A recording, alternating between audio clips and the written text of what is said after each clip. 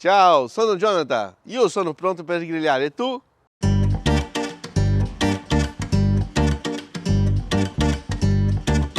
Da oggi vi facciamo vedere come si cucina l'asado. Adesso vi faccio vedere come si prepara il chimichurri per l'asado. Useremo prezzemolo secco, 2 cucchiai, erba cipollina secca, aglio secco frantumato, timo, peperoncini insieme, mettiamo un cucchiaio, origano secco, un cucchiaio di paprika e un po' di pepe.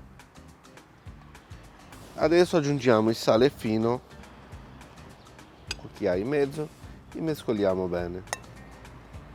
Qui abbiamo l'asado di tira, dove andiamo a speziarlo con il chimichurri e lasciando riposare per circa 5-6 minuti per prendere un po' di sapore delle spezie.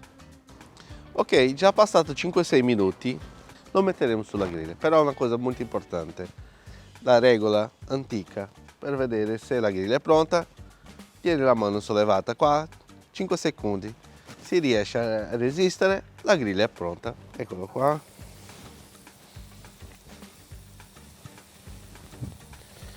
Sentite il rumore?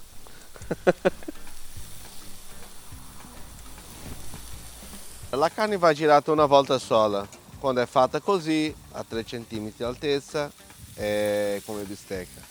Quindi se sono passati 7-8 minuti, va girata una volta sola per essere mangiata al sangue. Ok, sono già passati altri 7-8 minuti, la carne è pronta, andremo a tagliarla, vedi come vedete al sangue. Così contro la fibra, le fibre ricostate sono, lo vedete, di lungo.